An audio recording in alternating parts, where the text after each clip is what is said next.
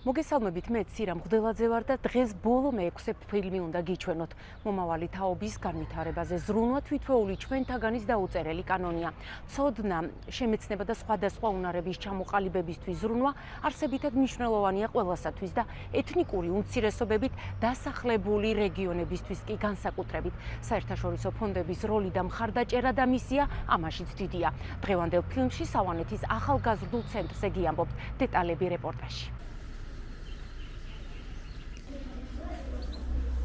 ჩვენ ვართ ახლა ბოლნისის მუნიციპალიტეტის სოფელ სავანეთში.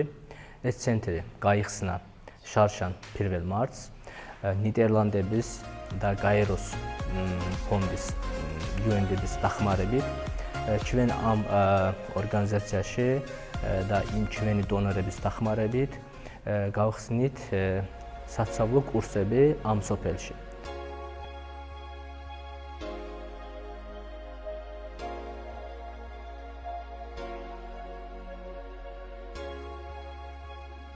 შარშან რომელი ძელი იყო?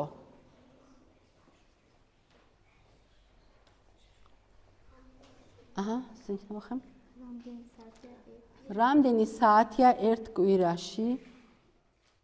ჩვენ აქ ვატარებთ და ქართულ ენის კურსები, ინგლისური ენის კურსები და ასევე მშობლიური ენა არის აზერბაიჯანული ენის კურსები გვაქვს ჩვენთან. რა თქმა უნდა, უკვე 1 წელზე მეტია ჩვენ აქტიურად ვმუშაობთ. ჩვენთან მხოლოდ არ არის სავანეთის მოსწავლეები, ასევე არის მიმდინარე სოფლებიდანაც, ჩაპალა, ტალავერი და სხვადასხვა სოფლებიდანაც მოდიან აქ. ჩვენ ვატარებთ აქ ტრენინგები, სემინარები და ახალგაზრდებთან და მოსწავლეებთან ერთად მნიშვნელოვანი დღეების აღვნიშნოთ. შეიძლება იყოს ეროვნული და ან ჩვენი მშობლიური დღესასწაულობების, რომელიც ნოვრუზ ბაირამი, ასევე ჩვენ ვატარებთ საერთაშორისო დღეები და ასე შემდეგ.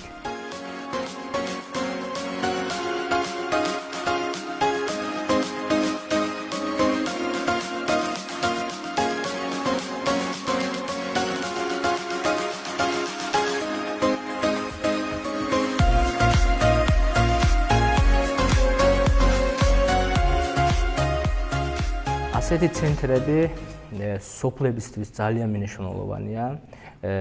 რატომ?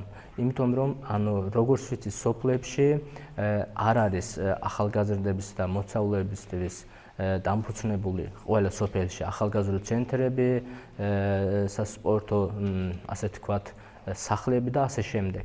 ეს ცენტრები მოსწავლეებისთვის სკოლის შემდეგ მათი თავისუფალი დროს გატარებისთვის ძალიან მნიშვნელოვანია. Wem mzad არის? Sizin ზესფრალე. პასუხით. 1 საუკუნეში არის 100 წელი.